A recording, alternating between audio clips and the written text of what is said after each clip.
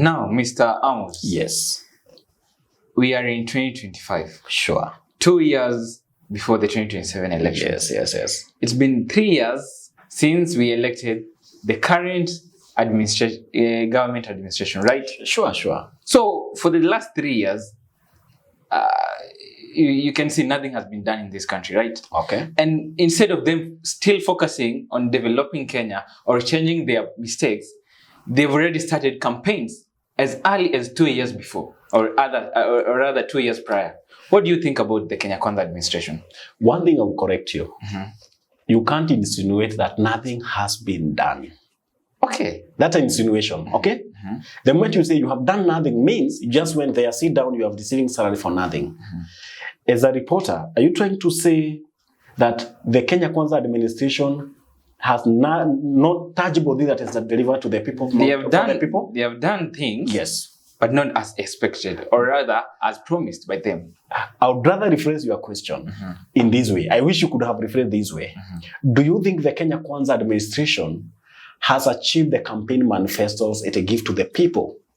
Yeah, okay. That do you could think? be easier. Do you think it has? To some extent, yes. To the other, no. Okay. Let's be open-minded here. Yeah. Let's be. In one way, the Kenya Kwanza, whatever. One thing I've noted from my own analysis, Ruto doesn't want to be a populist president. You know how populists work. Yeah, I know. Okay. Like Uhuru Kenyatta. Yes, he was a populist. Yeah. So Ruto is what he's trying to do, he's just trying to have one project at a time. Affordable housing, done. Okay? Medical scheme, it has been an issue. 50% done, 50% not done. For what he hasn't done, what can it be done? I'm not campaigning for this government or drumming support for it. Yeah. It has a gain and the rules is okay. But what I can say, the people of Kenya are bitter of Kenya Kwanza administration for one thing. The government, Ruto promised more than he could. Yeah. So no matter how much he tried to do on the ground, people still say, but you told us 6 kg gas will be how much? You told about that the askaris wanatuokota kwa mtaro wanatupeleka nyumbani. There will be no abduction and everything else. You understand? So people still believe we were cheated.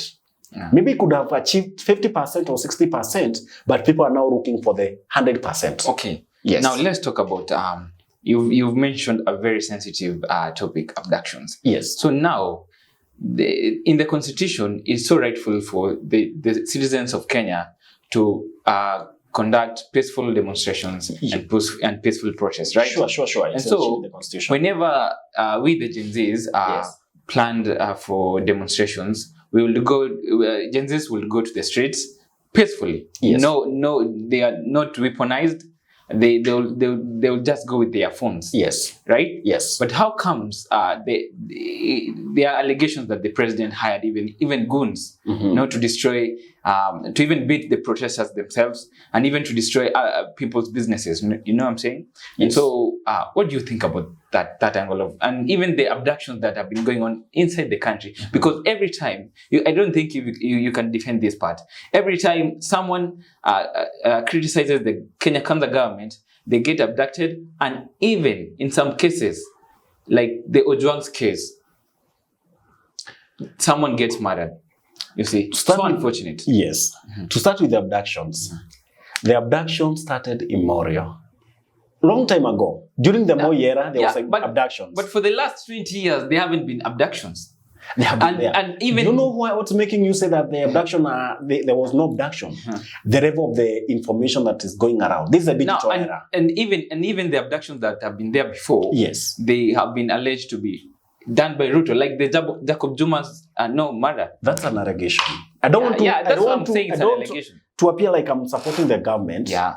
I don't support any side. Yeah. But I'm trying to dimensify the gray areas that people don't get it right. Okay. Abduction should not be allowed. It should not be allowed. The Constitution, the freedom of expressions is enshrined in our Constitution. It is there. Yeah. No one can take it. Okay. But right now, there is freedom of expression, but no freedom after expression. You know, we normally say you have the freedom to speak. Yeah. But you don't have the freedom after speaking. But we should have freedom after speaking. No, for example, because if I say, I'll kill you, and I will not, okay? And something's happened to you. I just say that out of anger, okay? And then once you are going home, someone kills you. That was on record. Who take the responsibility? Because that means I don't have the freedom after I've spoken something. After you've spoken, the coincidences don't have the freedom. are really minimal. That's minimal. Yes. What we can do, what I can invite the Kenya Kwanza administration is one thing. Let the freedom of association, expression, demonstration, they are there. Don't fight what is already given to the people. Okay? What you should do, moderate it. If Kenyans say on June 20, June for what? There is demonstration. If you say that we'll be demonstrating on Saturday, just for the normal structure, don't let police and the goons, the alleged goons hired by the states, to come and infiltrate the demonstration. If it's peaceful, let it be peaceful. Let's have police there, but they should not provoke the demonstrators. And remember, it's during the demonstration that some people, we have the idle minds, idle people. They see opportunities of looting. And that's where the police comes in to defend the property of the people. If you are violent, I understand that. You understand that? If you are violent, that means the police have to get hold of you, arrest you, taken to a police, charged. Let's follow the right the structure. Let's not bypass, Let's not bypass what is there in the Constitution. The procedural way to the end results. And so how comes now the goons were being protected by the police during the protests? I cannot ascertain whether they were protected by the government. Remember, it's only the government that can say those goons belong to us. And the fact the government has denied that. Remember Mukomen saying, you can't say that the police are using excess force, and the court hasn't ruled that. But now you said that the police were protecting people's businesses from being looted by these goons. But at the same time, these goons have been captured in videos, being protected and being led by these same police that you are saying are protecting people's businesses from being looted. What do you think there is some controversy going? And there is a controversy there. You remember during the Uhuru, I remember during the Uhuru era, okay? There was a group. It was known as Mount Kenya Business, whatever. They were protecting their business. I remember I could saw them on Moi Avenue around the Ement House.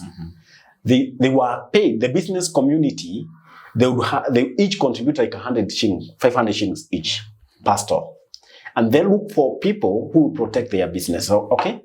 And I think whatever has happened now to what we saw the recently, it was just an incarnation of the same. If that team was allowed to protect the business community, the business people from their things being rooted from the people who are rioting, why not us have it now? And it worked. But we have another group of the demonstrators who always see an opportunity for them to enrich themselves through rooting. I wish you saw that video of what happened in Moi Avenue. I understand. Yes. You saw what happened to County Supermarket here in the Kabati. Ananas. Destruction of the properties. I think the police should be serious whenever they're doing the demonstration. Yes. And whoever is giving them a command, let it be clear. We are out there to protect the property of the people and not to kill. The moment you kill one person, you provoke. What was meant to be peaceful, it turned to be chaotic. That's okay. Yes. Okay. And so, contrary to the Kenya Kwanza administration, what do you think about ODM? ODM just recently confirmed and ascertained people that they are going to support the Kenya Kwanza administration. Do you think it's betrayal to their fans, or what can you say? What's your comment about ODM? It depends on how, if you are royal, for example, for people who say that ODM betrayed them, they are non-ODM. Well, no. To me, no. I put it that way. In this sense. ODM go to the Kenya Kwanza administration with a clear mind, and they had the 10 points that they present to the Kenya Kwanza to Ruto for them to be implemented if they work together. That's a fact. And even from what ODM Secretary General Edwin Sifuna said the other day, we support the broad-based government. under the 10 points. Yeah. That from now, we'll continue pushing for the implementation. If the Kenya Kwanza administration will not fulfill, we have no other choice but to withdraw. That has been the noise that's making around. So if someone, the reason why we say it's a betrayal, ODM was part of the Azimio coalition. Azimio coalition was made up of how many? There was a Jubilee, ODM, there was Wiper. We have around more than 10 political parties. And in the broad-based government, it's only ODM. In that's what they call them. The betrayal. If that's what they call a betrayal, I can support that. ODM party betrayed not the people, but the coalition partners. But okay, now let me ask you. Yes. ODM collaborated with the government, have been collaborating with the government. Yes. Knowing well that a government can function well without a very good opposition. And so before the DCP opposition, yes, the ODM had already collaborated with the government. Yes. You see? Yes. So do you think, or do you think there should be an opposition right there? Right? Yes. Yeah. We should not. No government should operate without an opposition. And that's why check on the needs or what the government is trying to push for the people. Yes. If there is no, sometimes the resistance brings the change. Yeah. Yes. Opposition. The role of the opposition is to instill pressure to the existing administration for them to execute on what it acted, what it promised on the people during their campaign period. Are we together up to there? Yeah. But when it comes to the Kenyan context, politics are there to benefit few. And the political betrayal has been there. I want to take you back to 2017. In 2017, Uhuru and Ruto were in one park. That's a fact. And they were campaigning under, was it Oka? What do we used to call the coalition in 2017? Okoa Kenya. Okoa Kenya. Remember, yeah. Are you together? Yeah. Then after 1 year or 2 years, there was a handshake between Uhuru and Raila. Yeah. So he betrayed the coalition partners again. Remember, the Oka, it had the ANC, it had Ford Kenya, it had ODM. There was several parties. Are we together? No. What came to the surprise, if the coalition partners agreed to work with Raila Odinga in 2022, knowing very well they were betrayed in 2017, they have no reason now to say Raila has betrayed them now. Once beaten, twice shy.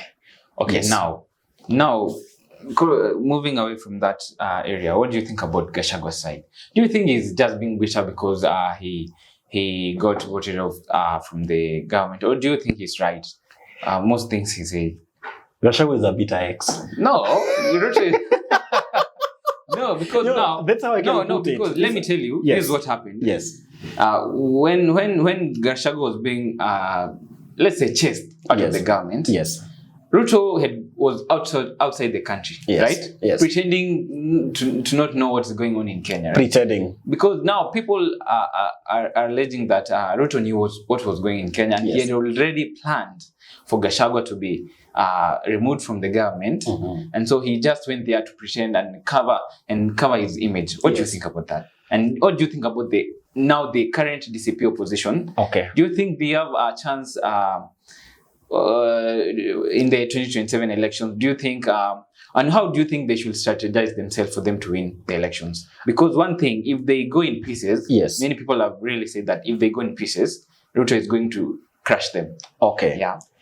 One thing I would like to say, nothing happened accidentally in politics. Nothing happens. I like that point. You should be alive to that. Yeah. So, for people to assume that the fact that Ruto wasn't inside the country, he wasn't aware of the impeachment process of his deputy, Rigathi Gachagua. President received intelligence report every day. Every second. Every day. For the National Intelligence Service. Not DCI. National Intelligence Service. Okay? Yeah. So, Ruto was aware of all the plans. And you remember the other day I heard I don't know who said that Gachagua was being offered some money to resign on his own and he refused. Yeah, That was an allegation. The fact that Gachagua has never come out to justify that, we can just view it as an allegation, okay? But the reason why I've said that Gachagua is a bitter ex is one thing. Gachagua and Kindiki, they were good friends. Yeah. Both are from Mount Kenya. One from Mount Kenya East and the one from Mount Kenya West. Kindiki is from East. That's Tharaka Nithi. Gachagua is from Nyeri County. Okay? These are the people who have been together for the longest time. Okay? It's like having you as a man marrying a best friend of your wife. Yeah. You never hear out of that. You can't. The fact that Ruto went for Rigathi Gachagua, who was the closest friend to Gachagua, and that's why we find Gachagua is very bitter with what is happening. And but he's allowed to be bitter for one reason. You know, political appointees or political positions come with money. There's a free money when it comes to political appointments. Are we together? So Gachagua, out of being frustrated and betrayed by the people whom he campaigned for in 2022, he's out there claiming that it's one term. Why one term? Is because he assumed Gachagua is very good in strategizing and demonizing the people's mind. He's very good in that. And that's why you find that his slogans... People mistake him for being rude, but he states brutal facts. Gachagua is brutal. That's a fact. But you try to... If you are a good political journalist, you can tell the choice of words Gachagua has been using. They are arithmetic. They rhyme. Where. Can you take it back to what you used to say about Zuhura and Mama Ngina? But do they rhyme? Most of the things that Gachagua says whenever in his podium is just to make people happy and to create a political notion there is a way somewhere. But now, even if he says things to make people happy, in behind that happiness, there are facts. I understand. True, that's a fact. There are facts. Facts are there, and you can't ignore them. Gachagua was impeached. Whether legally or illegally. Okay? So he has to fight to prove to the people my impeachment was illegal. Okay? And if it's illegal, I remember during our campaign time, we said that the judicial process, whatever, there will be whatever. Police will not be used. And whatever we promise to the people, Ruto is doing the other side down. Okay. We say there will be no extrajudicial killing. What do we call extrajudicial killing? Okay. We say there will be a free and fair and whatever. But whatever you have seen now during demonstration, you say that there will be freedom of expression and whatever. But whatever he promised to the people, we can't trust Ruto. He is doing otherwise. The other day he told Murkomen, he's still in the US tour. He said, I don't believe what Murkomen is saying about Nakanda and everything will work. When I was in power, I had put all the strategies. But whenever Mr. Yesa, whenever he's talking about Yesa, he's referring to the Kindiki. Okay? He's just doing the other side down. So the strategy they are putting, I had put the correct one, but whatever they are putting, they will not work. To me, that's like a political inciting. He's just inciting. Gachagua is trying to move with the wave. Because you check on this, the Nakanda bill, what it states, is targeting the youths. That's a fact. The fact that you have said the drinking age should be removed from 18 to 20 something. The ODM included it in their 10-point agenda. 10-point agenda, okay? Because everyone is trying to quote the youths for their selfish gain. There's some facts. So Gachagua is out there to make the popular moves. And so, okay, now do you think Ruto supported Gachagua's impeachment because Gachagua was this person who he couldn't put under his armpit, but now you can clearly see that Kindiki is under Ruto's armpit. He's a Mr. Yes sir. No, he gets sent by Ruto. He doesn't speak openly. He's just there, calm, composed. Like not even composed. I cannot describe it as composed. I can say he wants to be there. Like let me tell you. Whether Kindiki is calm, cold, or whatever, that is nature. That's nature. Nature. That's an inborn nature. Because you don't expect Kindiki to sound like me. But a mouth. Yeah. Kindiki is calm. When okay? Kindiki was a CS, he used to talk a lot. He used to have that conviction in his speaking. But that was a political appointment. It was just a CS for interior, okay? So some things, security is a very critical docket. Yeah. Even now, Kindiki is very popular on talking, but we don't know what he's talking. But he's popular. We know he talks every day. Okay. Now. Yes. Let me take you again. Yes. What about the donations? The generous donations he's been making in this country. He's been crisscrossing from counties to counties, donating money, millions of money. Yes. Don't you question the timing and the motive? It's political. Yes. I'll tell the truth, the bitter truth. Yeah. You find those political empowerment, the whatever empowerment programs, they're political moves. They're just trying to use them to connect to the crowd. Whether it's remember during the Ruto time in 2022, there was something every Sunday. They used to call it interdenomination services. Yeah. I can remember. They'll call all the churches in this area, in Thika East or Nairobi, whatever. They assemble they pray together. Yeah. It was one way of bringing them together and preach to them their campaign. Yeah. Their campaign things and are together. Yeah. Now, whatever they use in 2022, it cannot work now. Yeah. You have to baptize them with another name, empowerment program. Yeah. And that's what we call economic empowerment program. But how can you call it an economic empowerment program and you're giving whatever? Yeah. And it isn't you had there was a buzz. The chairman were receiving 65 shillings. Yeah, I'm not sure. It was arranged. It's actually even 64, not even 65. 64. Umeongeza moja. Yeah. and now. So to me, it's a political game. It's a game. Politics is a game. Whatever I use to incite to woo you to support me, I'll do it. Ukitaka kushika panya, ukimpe githeri hata kula. And now that's why Ishunga is now saying, and they are now preaching that it's the bottom up that they used to say. Now for 3 years they haven't done any bottom up. They want to tell us that this money they are using right now is going to remove it's going to raise Mama Mboga to a raised seat, or rather raised new position. So yeah, okay, that's a problem. You can't use a node style to push for a future way you understand what I'm trying to say? Yeah, I understand. So whatever we show and whatever the Kenya Kwanza use in 2022, they should not use it now. Yeah. They should not. Let them be innovative. Okay. And there will be a lot of rebranding. You remember there was an ANC dissolved to join the UDA? Yeah. Come again before I want to prophesy this to you. Before 2027, there will be UDA, won't UDA. I'm foreseeing something similar to 202. 2027 government, it will be a coalition.